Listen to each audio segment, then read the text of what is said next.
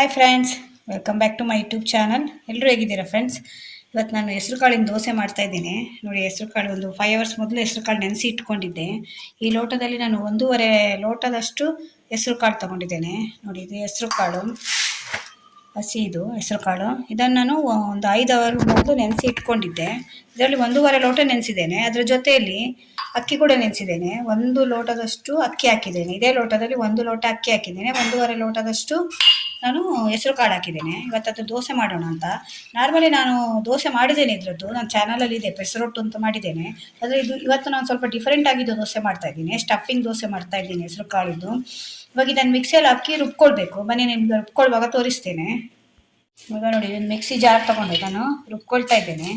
ಇದು ರುಬ್ಕೊಳ್ಳುವಾಗ ನಾರ್ಮಲಿ ನಾವು ಪೆಸರೊಟ್ಟು ಮಾಡುವಾಗ ಬರೀ ಇದನ್ನೇ ರುಬ್ಕೊಳ್ತೇವೆ ನಾವು. ಇವತ್ತು ನಾನು ಸ್ವಲ್ಪ ಸ್ಪೆಷಲ್ ಆಗಿ ಮಾಡ್ತಾ ಇದ್ದೇನೆ. ಇದ್ರ ಜೊತೆಯಲ್ಲಿ ನಾನು ಇವಾಗ ಸ್ವಲ್ಪ 1 ಪೀಸಷ್ಟು ಶುಂಠಿ ಹಾಕ್ತಾ ಇದ್ದೇನೆ. ಒಂದು ಚಿಕ್ಕ ಪೀಸಷ್ಟು ಶುಂಠಿ ಹಾಕ್ತಾ ಇದ್ದೇನೆ. ಮತ್ತೊಂದು 3ರಿಂದ 4 ಹಸಿಮೆಣಸಿನ್ಕಾಯಿ ಹಾಕ್ತಾ ಇದ್ದೇನೆ. ಇದು ಖಾರ ಇದೆ, ನೋಡ್ಕೊಂಡು ಹಾಕೊಳ್ಳಿ. ಖಾರ ಜಾಸ್ತಿ ತಿನ್ನೋರಾದರೆ ಸ್ವಲ್ಪ ಜಾಸ್ತಿ ಹಾಕ್ಕೊಳ್ಬೋದು. ಇದ್ರ ಜೊತೆ ರುಬ್ತಾ ಇದ್ದೇನೆ. ಮತ್ತು ಇದ್ರ ಜೊತೆ ನಾನು ಪಾಲಕ್ ಸೊಪ್ಪು, 1 ಕಟ್ಟಷ್ಟು ಪಾಲಕ್ ಸೊಪ್ಪು ತಗೊಂಡಿದ್ದೇನೆ. ಪಾಲಕ್ ಸೊಪ್ಪು ಕೂಡ ಹಾಕ್ತಾ ಇದ್ದೇನೆ. ಅದಕ್ಕೆ ಹೇಳಿದ್ದು ನಾನು ಇವತ್ತೊಂದು ಸ್ಪೆಷಲ್ ದೋಸೆ ಮಾಡ್ತಾ ಇದ್ದೇನೆ ಅಂತ. ಇದರೊಟ್ಟಿಗೆ ಹಾಕಿ ಇದು ಮತ್ತೆ ಇದರ ಒಳಗೆ ಇಡಲಿಕ್ಕೆ ಸ್ಟಫಿಂಗಿಗೆ ಪಲ್ಯ ಕೂಡ ರೆಡಿ ಮಾಡ್ತೀನಿ ನಾನು. ಇವಾಗ ಮೊದಲು ಇದನ್ನು ರುಬ್ಕೊಳ್ತೇನೆ. ಇದನ್ನೆಲ್ಲ ಒಂದ್ಸಲ ರುಬ್ಕೊಂಡು ಬಂದು ಆಮೇಲೆ ನಿಮಗೆ ತೋರಿಸ್ತೇನೆ ಹೇಗೆ ಸ್ಟಫಿಂಗ್ ಮಾಡೋದು ಅಂತ. ನೋಡಿ, ಈಗ ರುಬ್ಬಿ ಆಗಿದೆ. ಹೇಗೆ ಕಾಣ್ತಿದೆ ನೋಡಿ, ಹೇಗೆ ಕಲರ್ ಬಂದಿದೆ ಅಂತ. ಯಾಕೆಂದರೆ ಪಾಲಕ್ ಸೊಪ್ಪು ಹಾಕಿದ್ದೇವಲ್ಲ, ಅದರಿಂದ ಗ್ರೀನ್ ಕಲರ್ ಬಂದಿದೆ. ಎಷ್ಟು ಒಳ್ಳೆಯದು, ಪ್ರೋಟೀನ್ ಎಲ್ಲ ಇರುತ್ತೆ ಕಾಳುಗಳಲ್ಲಿ. ಕಾಳಲ್ಲ, ಹೆಸರು ಕಾಳು. ಮತ್ತು ಇದು ಪಾಲಕಲ್ಲೆಲ್ಲ ಐರನ್, ಕ್ಯಾಲ್ಸಿಯಂ ತುಂಬ ಇರುತ್ತೆ, ಆರೋಗ್ಯಕ್ಕೆ ಅಷ್ಟು ಒಳ್ಳೆಯದು. ಇವಾಗ ಇದಕ್ಕೊಂದು ಸ್ವಲ್ಪ ಉಪ್ಪು ಮಿಕ್ಸ್ ಮಾಡ್ತಾ ಇದ್ದೇನೆ ನಾನು. ಇದು ಕಲ್ಲುಪ್ಪು, ಅದರಿಂದ ಒಂದು 3/4 ಸ್ಪೂನ್ ಹಾಕ್ತಾ ಇದ್ದೇನೆ. ಯಾಕೆಂದರೆ ಅದು ತುಂಬ ಉಪ್ಪು ಇರುತ್ತೆ, ನೋಡ್ಕೊಂಡು ಹಾಕಬೇಕಾಗುತ್ತೆ. ಮತ್ತು 1 ಸ್ಪೂನಷ್ಟು ಜೀರಿಗೆ ಹಾಕ್ತಾ ಇದ್ದೇನೆ. ಇದಕ್ಕೆ 1 ಸ್ಪೂನಷ್ಟು ಜೀರಿಗೆ ಹಾಕ್ತಾ ಇದ್ದೇನೆ. ಜೀರಿಗೆ ಹಾಕಿದ್ಮೇಲೆ, ಉಪ್ಪು ಮತ್ತು ಜೀರಿಗೆ ಹಾಕಿದ್ಮೇಲೆ ಒಂದ್ಸಲ ಚೆನ್ನಾಗಿ ಮಿಕ್ಸ್ ಮಾಡಿ. ಇವಾಗ ದೋಸೆದು ಹಿಟ್ಟು ರೆಡಿ ಆಯಿತು ನಮ್ಮದು. ಹೆಸರು ಕಾಳು ದೋಸೆಗೆ ಹೆಸರು ಕಾಳು ಹಿಟ್ಟು ರೆಡಿ ಆಗಿದೆ. ಈಗ ಇದಕ್ಕೊಂದು ನಾವು ಸ್ಟಫಿಂಗ್ ಮಾಡ್ಕೊಳ್ಬೇಕು ಒಳಗಡೆ ಇಡಲಿಕ್ಕೆ.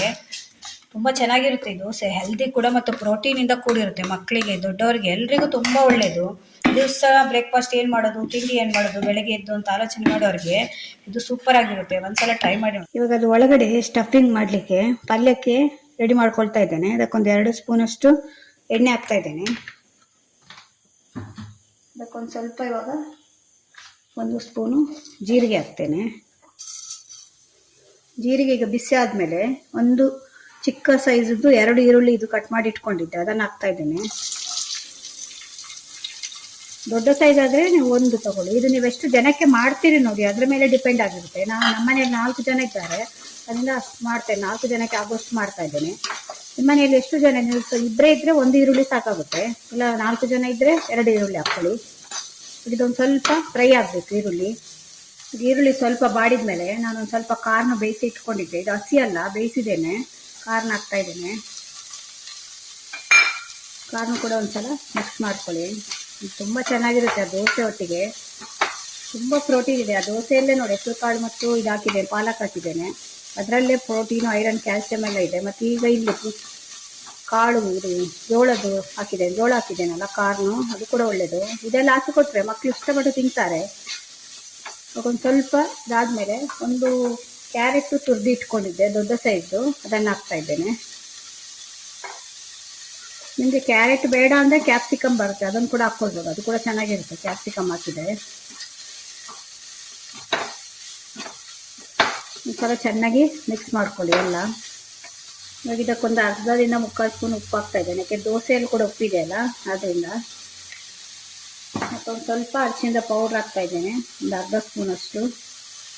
ಒಂದು 1/2 ಸ್ಪೂನಷ್ಟು ಖಾರದ ಪೌಡ್ರ್ ಹಾಕ್ತಾ ಇದ್ದೇನೆ. ಅದರಲ್ಲಿ ಹಸಿಮೆಣಸಿನ್ಕಾಯಿ ಹಾಕಿದ್ದೇವೆ, ಅದರಿಂದ ಖಾರ ಹಾಕುವಾಗ ನೋಡ್ಕೊಂಡು ಹಾಕ್ಕೊಳ್ಳಿ. ಮಕ್ಕಳೆಲ್ಲ ಇದ್ದರೆ ಖಾರ ಹಾಕುವಾಗ ನೋಡ್ಕೊಳ್ಳಿ. ಇದು 1 ಸ್ಪೂನು ಧನಿಯಾದ ಪೌಡ್ರ್ ಹಾಕ್ತಾ ಇದ್ದೇನೆ. ಮತ್ತೊಂದು ಸ್ವಲ್ಪ ಗರಂ ಮಸಾಲ ಪೌಡ್ರು. ಗರಂ ಮಸಾಲ ಜಾಸ್ತಿ ಹಾಕೋಲ್ಲ ನಾನು, ಒಂದು 1/4 ಸ್ಪೂನಷ್ಟು ಗರಂ ಮಸಾಲ ಹಾಕ್ತಾ ಇದ್ದೇನೆ. ಒಂದ್ಸಲ ಎಲ್ಲ ಹಾಕಿದ್ಮೇಲೆ, ಮಸಾಲೆ ಎಲ್ಲ ಹಾಕಿದ್ಮೇಲೆ ಒಂದ್ಸಲ ಚೆನ್ನಾಗಿ ಮಿಕ್ಸ್ ಮಾಡ್ಕೊಳ್ಳಿ. ಇದು ಒಳಗಡೆ ನಾವು ದೋಸೆ ಒಳಗಡೆ, ಅದು ಹೆಸರು ಕಾಳಿನ ದೋಸೆ ಹಾಕ್ತೇವಲ್ಲ, ಅದರೊಳಗೆ ಸ್ಟಫಿಂಗಿಗೆ ಇದು ರೆಡಿ ಮಾಡ್ತಾ ಇರೋದು ನಾನು. ಇದಕ್ಕೆ ಬೇಕಾದರೆ ಪನ್ನೀರ್ ಇದ್ದರೆ ಪನ್ನೀರ್ ಕೂಡ ತುರಿದು ಹಾಕ್ಕೊಳ್ಬೋದು, ಅದು ಕೂಡ ಚೆನ್ನಾಗಿರುತ್ತೆ. ಪನ್ನೀರು, ಕ್ಯಾಪ್ಸಿಕಮ್ ಎಲ್ಲ ಹಾಕಿದರೆ ಇನ್ನೂ ಚೆನ್ನಾಗಿರುತ್ತೆ. ಆದರೆ ಹೆವಿ ಆಗುತ್ತೆ ಅಂತ ನಾನು ಹಾಕ್ತಿಲ್ಲ. ಇವಾಗ ಯಾವುದಾದ್ರೂ ಒಂದು ನೀವು ಜೋಳ ಯಾವುದಾದ್ರೂ ಕಟ್ ಮಾಡಬೇಕಾಗುತ್ತೆ, ಇಲ್ಲಾಂದ್ರೆ ಎಲ್ಲ ತುಂಬ ಹೆವಿ ಆಗುತ್ತೆ ದೋಸೆ ಒಳಗೆ ಇರುವಾಗ. ಪನ್ನೀರ್ ಇಷ್ಟ ಇದ್ದವರು ಪನ್ನೀರ್ ಹಾಕೊಳ್ಬೋದು. ಎಷ್ಟು ಒಳ್ಳೆ ಘಮ ಬರ್ತಾ ಇದೆ ಅಂದರೆ ಅಷ್ಟು ಚೆನ್ನಾಗಿರುತ್ತೆ. ಒಂದ್ಸಲ ಟ್ರೈ ಮಾಡಿ ನೋಡಿ, ಮಕ್ಕಳು ಏನು ಮಾತಾಡದೆ ತಿಂದು ಖಾಲಿ ಮಾಡ್ತಾರೆ, ಅಷ್ಟು ರುಚಿಯಾಗಿರುತ್ತೆ ಇದು. ಒಂದು ಸ್ವಲ್ಪ ಹಸಿ ವಾಸನೆ ಹೋಗ್ಬೇಕು ಕ್ಯಾರೆಟ್ ಹಾಕಿದೇವಲ್ಲ ನಾವು, ಅದ್ರದ್ದು ಒಂದು ಸ್ವಲ್ಪ ಅದು ಬಾಡಬೇಕು ಮತ್ತು ಹಸಿ ವಾಸನೆ ಹೋಗ್ಬೇಕು, ಅಲ್ಲಿವರೆಗೂ ಸ್ವಲ್ಪ ಫ್ರೈ ಮಾಡ್ಕೊಳ್ಬೇಕು ನಾವು. ಯಾಕೆಂದರೆ ಜೋಳ ಎಲ್ಲ ಬೆಂದಿರುತ್ತಲ್ಲ, ಈರುಳ್ಳಿ ಬೇಗ ಬಾಡುತ್ತೆ. ಈಗ ಕ್ಯಾರೆಟ್ದು ಸ್ವಲ್ಪ ಹಸಿ ವಾಸನೆ ಇರುತ್ತೆ, ಅದು ಹೋಗುವಾರ ಒಂದು 2 ನಿಮಿಷ ಫ್ರೈ ಮಾಡ್ಕೊಳ್ಬೇಕು. ಇದಕ್ಕೆ ಒಂದು ಸ್ವಲ್ಪ ಕೊತ್ತಂಬರಿ ಸೊಪ್ಪು ಹಾಕ್ತಾ ಇದ್ದೇನೆ.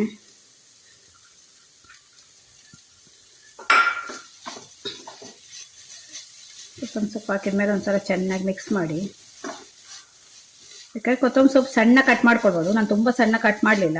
ಯಾಕಂದರೆ ಕರಿಬೇವು ಕೂಡ ಹಾಕ್ಕೊಳ್ಬೋದು, ನಾನು ಕರಿಬೇವು ಹಾಕಲಿಲ್ಲ. ಕರಿಬೇವು ಹಾಕಬೇಕು ಅಂದರೆ ನೀವು ಒಂದ್ಸಲ ಮಿಕ್ಸಿಯಲ್ಲಿ ರೌಂಡ್ ಮಾಡಿ ಹಾಕಿ, ಇಲ್ಲಾಂದ್ರೆ ಮಕ್ಕಳು ತೆಗೆದು ಬಿಸಾಡ್ತಾರೆ, ಹಾಕಿದ್ರೆ ಏನು ಪ್ರಯೋಜನ ಇಲ್ಲ. ಅದನ್ನ ಮಿಕ್ಸಿಯಲ್ಲಿ ಒಂದು ಸುತ್ತ ಹಾಕಿದ್ರೆ ಇದಕ್ಕೆ ಮಿಕ್ಸ್ ಆಗಿ ಹೋಗುತ್ತೆ, ತಿಂದಾಗೆ ಆಗುತ್ತೆ. ಆದರೆ ನಾನು ಕರಿಬೇವು ಹಾಕಲಿಲ್ಲ, ಕೊತ್ತಂಬರಿ ಸೊಪ್ಪು ಮಾತ್ರ ಹಾಕಿದ್ದೇನೆ. ಯಾವುದಾದ್ರೂ ಒಂದು ಹಾಕಿ, ಕೊತ್ತಂಬರಿ ಸೊಪ್ಪು ಹಾಕಿದ್ರೆ ಕರಿಬೇವು ಬೇಡ, ಕರಿಬೇವು ಹಾಕಿದ್ರೆ ಕೊತ್ತಂಬರಿ ಸೊಪ್ಪು ಬೇಡ. ಆಲ್ಮೋಸ್ಟ್ ಇದಾಗಿದೆ, ಪಲ್ಯ ರೆಡಿ ಆಗಿದೆ ನಮಗೆ ಒಳಗಡೆ ಸ್ಟಫಿಂಗಿಗೆ ಇಡುವಂಥದ್ದು. ಇವಾಗ ಇದಕ್ಕೆ ಕೊನೆಯಲ್ಲಿ ನಾನು ಒಂದು ಸ್ವಲ್ಪ ಕಸ್ತೂರಿ ಮೇಥಿ ಇದೆ, ಇದನ್ನು ಕೈಯಲ್ಲಿ ಒಂದು ಸ್ವಲ್ಪ ಈ ರೀತಿ ಮಾಡಿ, ಇದು ಹಾಕಿದರೆ ಒಂದು ಫ್ಲೇವರೇ ಚೆನ್ನಾಗಿ ಬರುತ್ತೆ ನಿಮಗೆ. ಇದಿಲ್ಲ ಅಂದರೆ ಸ್ಕಿಪ್ ಮಾಡ್ಕೊಳ್ಳಿ, ಪರವಾಗಿಲ್ಲ. ಕೊತ್ತಂಬರಿ ಸೊಪ್ಪು ಒಂದೇ ಹಾಕಿದರೆ ಸಾಕು, ಇದ್ರೆ ಹಾಕ್ಕೊಳ್ಳಿ, ತುಂಬ ಚೆನ್ನಾಗಿರುತ್ತೆ. ಇದು ಕೂಡ ಸೊಪ್ಪೆ ಅಲ್ವಾ, ಡ್ರೈ ಅಷ್ಟೇ. ಅದು ಮೆಂತ್ಯ ಸೊಪ್ಪನ್ನು ಡ್ರೈ ಮಾಡಿರ್ತಾರೆ, ಅದೇ ಕಸ್ತೂರಿ ಮೇಥಿ. ನೋಡಿ ಹೇಗೆ ಕಾಣ್ತಾ ಇದೆ. ಇದು ದೋಸೆ ಒಳಗೆ ಇಟ್ಟು ಕೊಟ್ಟರೆ ಅವರಿಗೆ, ಮಕ್ಕಳಿಗೆ ತುಂಬ ಇಷ್ಟಪಟ್ಟು ತಿಂತಾರೆ ಅವರು. ಹೆಲ್ದಿ ಕೂಡ. ಮಕ್ಕಳು ಏನೇನೋ ತಿಂತಾರೆ, ನಾವು ಹೊರಗಡೆಯಿಂದ ತರಿಸಿ ಎಲ್ಲ ಏನೇನೋ ತಿಂತೇವೆ, ಅದ್ರ ಬದಲು ಈ ರೀತಿ ಮನೆಯಲ್ಲಿ ಹೆಲ್ದಿ ಫುಡ್ ತಿನ್ಬೋದಲ್ವಾ. ಜಂಕ್ ಫುಡ್ ಎಲ್ಲ ತಿನ್ನೋ ಬದಲು ಈ ರೀತಿ ಹೆಲ್ದಿ ಫುಡ್ ಮಾಡಿಕೊಟ್ರೆ ಆದಷ್ಟು ಮಕ್ಕಳಿಗೆ ಈ ರೀತಿ ಎಲ್ಲ ಮಾಡ್ತಾ ಇದ್ರೆ ಮನೆಯಲ್ಲಿ ತಿಂದು ಅಭ್ಯಾಸ ಆಗುತ್ತೆ. ಇವಾಗ ಆಲ್ಮೋಸ್ಟ್ ಆಗಿದೆ ಇದು. ಕಲ್ಲು ಕಾಲಿಕ್ಕೆ ಇಟ್ಟಿದ್ದೇನೆ ದೋಸೆ ಹಾಕ್ಲಿಕ್ಕೆ. ನೋಡಿ ಪಲ್ಯ ಕೂಡ ರೆಡಿಯಾಗಿದೆ, ಸ್ಟಫಿಂಗ್ ಪಲ್ಯ. ತುಂಬ ಕಾಯಬಾರ್ದು, ಒಂದು ಸ್ವಲ್ಪ ಮೀಡಿಯಮ್ ಕಾದ್ರೆ ನಿಮಗೆ. ತುಂಬ ಕಾದ್ರೆ ಏನಾಗುತ್ತೆ ಅಂದರೆ ಅದು ಬಿಡಿಸ್ಲಿಕ್ಕೆ ಬರಲ್ಲ. ಒಂದು ಹಾಕ್ಕೊಂಡು ಬಿಡಿಸಿ, ದಪ್ಪ ಬೇಕಿದ್ರೆ ದಪ್ಪ ಹಾಕ್ಕೊಳ್ಬೋದು, ತೆಳು ಬೇಕಿದ್ರೆ ತೆಳು ಹಾಕ್ಕೊಳ್ಬೋದು. ತುಂಬ ತೆಳು ಆದರೆ ಕೂಡ ಹೇಳೋಲ್ಲ ಅದು, ಅದರಿಂದ ಎಷ್ಟು ಆಗುತ್ತೋ ಅಷ್ಟು ಹಾಕ್ಕೊಳ್ಳಿ. ಇಷ್ಟು ಸಾಕಾಗುತ್ತೆ ನಿಮಗೆ. ಮೇಲೆ ಒಂದು ಸ್ವಲ್ಪ ತುಪ್ಪ ಹಾಕ್ತಾ ಇದ್ದೇನೆ, ನೀವು ಎಣ್ಣೆ ಬೇಕಾದ್ರೆ ಎಣ್ಣೆ ಹಾಕ್ಕೊಳ್ಬೋದು. ಇದೊಂದು 2 ನಿಮಿಷ ಕಾಯಲಿ, ಮುಚ್ಚಿಡಿ. ನೀವು ದೋಸೆ ಹಾಕಿದ ಮೇಲೆ ಜಾಸ್ತಿಯಲ್ಲಿ ಇಡಿ ಫ್ಲೇಮು. ನೋಡಿ ಈ ಸೈಡ್ ಕಾದಿದೆ, ಇವಾಗ ತಿರುಗಿಸಿ ಹಾಕ್ತಾ ಇದ್ದೇನೆ. ಹೇಗೆ ಕಾಣ್ತಿದೆ ನೋಡಿ, ಹಸಿರು ಕಲರ್ ಬಂದಿದೆ. ಹಸಿರು ದೋಸೆ ಇದು. ಪ್ರೋಟೀನು, ಐರನ್ನು, ಕ್ಯಾಲ್ಸಿಯಮ್ಮು ಎಲ್ಲ ಇರುವಂಥ ದೋಸೆ. ಎಷ್ಟು ಒಳ್ಳೆಯದು ನಮ್ಮ ಆರೋಗ್ಯಕ್ಕೆ. ಈ ಕಡೆ ತುಂಬ ಕಾಯಬೇಕು ಅಂತಿಲ್ಲ, ಒಂದು 10 ಸೆಕೆಂಡ್ 20 ಸೆಕೆಂಡ್ ಹಾಕಿದರೆ ಸಾಕು. ತಿರುಗಿಸಿ ನೀವು, ಬಿಸಿಗೆ ಅದು ಕಾಯುತ್ತೆ. ಈಗ ತಿರುಗಿಸಿ ಹಾಕಿದೆ ನೋಡಿ. ಇದರ ಮೇಲೆ ಇವಾಗ ನಾವು ಮಸಾಲೆ ಮಾಡ್ಕೊಂಡಿದ್ದೇವಲ್ಲ ಅದನ್ನು ಹಾಕ್ತೇನೆ. ಇದು ಹಾಕುವಾಗ ಫ್ಲೇಮ್ ಕಡಿಮೆ ಮಾಡ್ಕೊಳ್ಳಿ.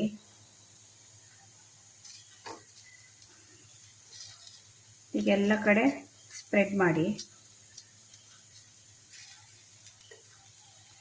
ಈ ಮಕ್ಕಳು ದೋಸೆ ಅಂದರೆ ಎಲ್ಲ ತಿನ್ನಲ್ಲ, ದೋಸೆನಾ ಅಂತ ರಾಗ ಹೇಳಿತಾರಲ್ಲ, ಅಂತ ಮಕ್ಕಳಿಗೆ ಈ ರೀತಿ ಎಲ್ಲ ಮಾಡಿಕೊಟ್ರೆ ಇಷ್ಟಪಟ್ಟು ತಿಂತಾರೆ.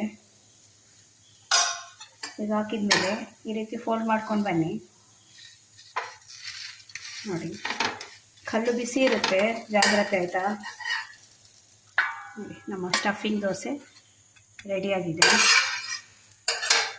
ಇನ್ನೊಂದು ದೋಸೆ ಹಾಕಿ ತೋರಿಸ್ತೇನೆ ನೋಡಿ. ಈಸಿಯಾಗಿ ಬೇಯಿಸಲಿಕ್ಕೆ ಬರುತ್ತೆ ನಿಮಗೆ. ಎಷ್ಟು ಸಾಫ್ಟ್ ಬಂದಿದೆ ಅಂದರೆ ಅಷ್ಟು ಸಾಫ್ಟ್ ಇರುತ್ತೆ ನೋಡಿ. ಈಸಿಯಾಗಿ ಬಿಡಿಸ್ಕೊಳ್ಬೋದು. ನಿಮಗೆ ಎಷ್ಟು ಇನ್ನೂ ದೊಡ್ಡದು ಬೇಕಾದ್ರೆ ಇನ್ನೂ ದೊಡ್ಡದು ಮಾಡ್ಕೊಳ್ಬೋದು ನೀವು. ತುಪ್ಪನೇ ಹಾಕಬೇಕು ಅಂತಿಲ್ಲ, ಎಣ್ಣೆ ಕೂಡ ಹಾಕ್ಕೊಳ್ಬೋದು ಅದ್ರ ಮೇಲೆ.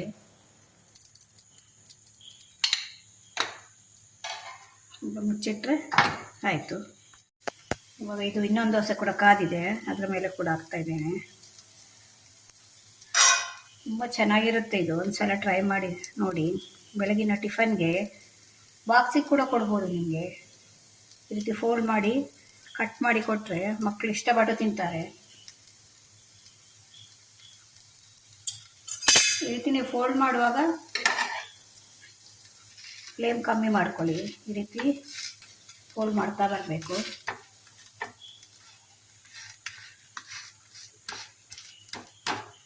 ನಮ್ಮ ಹಸಿರು ಪ್ರೋಟೀನ್ ದೋಸೆ ರೆಡಿಯಾಗಿದೆ ನೋಡಿ ಫ್ರೆಂಡ್ಸ್.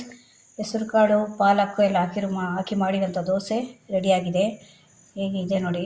ಇದು ನೀವು ಮಕ್ಕಳಿಗೆ ಸರ್ವ್ ಮಾಡುವಾಗ ಏನು ಮಾಡಿ ಅಂದರೆ ಈ ರೀತಿ ಕಟ್ ಮಾಡಿ, ಒಂದು ಫುಲ್ ಬೇಡ ಅಂತ ಅವರಿಗೆ ಅನಿಸಿದರೆ ತಿನ್ನಲಿಕ್ಕೆ ಈ ರೀತಿ ಕಟ್ ಮಾಡಿಕೊಡ್ಬೋದು ನೀವು. ಈ ರೀತಿ ಕಟ್ ಮಾಡಿ ಕೊಡಿ ಮಕ್ಕಳಿಗೆ. ಒಳಗಡೆ ಸ್ಟಫಿಂಗ್ ಇರುತ್ತೆ ನೋಡಿ, ಈಗ ಕಾಣುತ್ತೆ ಅಂತ ನೋಡಿ. ಒಳಗಡೆ ಇದೆ ಸ್ಟಫಿಂಗ್ ಕಾಣುತ್ತೆ ನೋಡಿ. ಹೀಗೆ ಎಷ್ಟು ಪೌಷ್ಟಿಕಾಂಶ ಇದೆ, ಎಷ್ಟು ಪ್ರೋಟೀನ್ ಇದೆ, ತುಂಬ ಒಳ್ಳೆಯದು ಮಕ್ಕಳಿಗೆ. ಈ ರೀತಿ ಕಟ್ ಮಾಡಿ ಕೊಟ್ಟರೆ ಚಿಕ್ಕ ಮಕ್ಕಳು ಇರ್ತಾರೆ ಅಂತ ತಿಳ್ಕೊಳ್ಳಿ, ಆಗ ಹೀಗೆ ತಗೊಂಡು ತಿಂತಾರೆ ಅವರು ಇಟ್ಕೊಂಡು. ಇದು ಒಂಥರ ಡಿಫ್ರೆಂಟ್ ಆಗಿರುತ್ತೆ ಅಲ್ಲ, ಮಕ್ಕಳಿಗೆ ನೋಡುವಾಗ ಕೂಡ ಚೆಂದ ಕಾಣುತ್ತೆ ಅದು. ಅದನ್ನು ಒಂದ್ಸಲ ಮನೇಲಿ ಮಕ್ಕಳಿಗೆ ಮಾಡಿಕೊಡಿ, ತುಂಬ ಒಳ್ಳೆಯದಿದೆ ಆರೋಗ್ಯಕ್ಕೆ. ಈ ಥರ ಎಲ್ಲ ಫುಡ್ಡನ್ನು ನಾವು ತಿಂದು ನಾವು ಮಕ್ಕಳಿಗೆ ಕೂಡ ಅಭ್ಯಾಸ ಮಾಡಬೇಕು. ಹೇಗೆ ಕಾಣ್ತಿದೆ ನೋಡಿ, ಕಲರೇ ನೋಡಿದರೆ ತಿನ್ನಬೇಕು ಅನಿಸುತ್ತೆ, ಅಷ್ಟು ರುಚಿಯಾಗಿರುತ್ತೆ. ಒಂದ್ಸಲ ಟ್ರೈ ಮಾಡಿ ನೋಡಿ ಮನೆಯಲ್ಲಿ. ಟ್ರೈ ಮಾಡಿದರೆ ನಿಮಗೆ ಗೊತ್ತಾಗುತ್ತೆ, ಮತ್ತೆ ನೀವೇ ಮಾಡ್ತೀರಾ. ಮಕ್ಕಳು ಕೇಳಬೇಕು ಅಂತಿಲ್ಲ, ನೀವೇ ಮಾಡಿಕೊಡ್ತೀವಿ. ಒಳಗಡೆ ನೋಡಿ ಹೇಗಿದೆ ಅಂತ, ಹೇಗೆ ಕಾಣ್ತಾ ಇದೆ ಅಲ್ವಾ ಒಳಗಡೆ. ನಾವು ಹೊರಗಡೆಯಿಂದ ತಂದು ಅಥವಾ ಹೋಟೆಲ್ಗೆ ಹೋಗಿ ಎಲ್ಲ ತಿಂತೇವೆ, ಇಂಥ ಫುಡ್ಡೆಲ್ಲ ಆರ್ಡ್ರ್ ಮಾಡಿ ತಿಂತೇವೆ. ಮನೇಲಿ ಈಸಿಯಾಗಿ ಮಾಡ್ಕೊಳ್ಬೋದು ನಾವು. ಒಂದು 2-5 ನಿಮಿಷ, ಒಂದು ಅರ್ಧ ಗಂಟೆ ಒಂದು ಟೈಮ್ ಕೊಟ್ಟರೆ ಆಯಿತು. ಅದರಿಂದ ಒಂದ್ಸಲ ಮನೇಲಿ ಟ್ರೈ ಮಾಡಿ ನೋಡಿ. ಈ ವಿಡಿಯೋ ನಿಮಗೆ ಇಷ್ಟ ಆದರೆ ನನ್ನ ಚಾನಲ್ನ ಸಬ್ಸ್ಕ್ರೈಬ್ ಮಾಡ್ಕೊಂಡು ನೋಡಿ. ಇದೇ ಥರ ಹೊಸ ವೀಡಿಯೋ ತಗೊಂಡು ಮತ್ತೆ ಬರ್ತೇನೆ. Bye friends.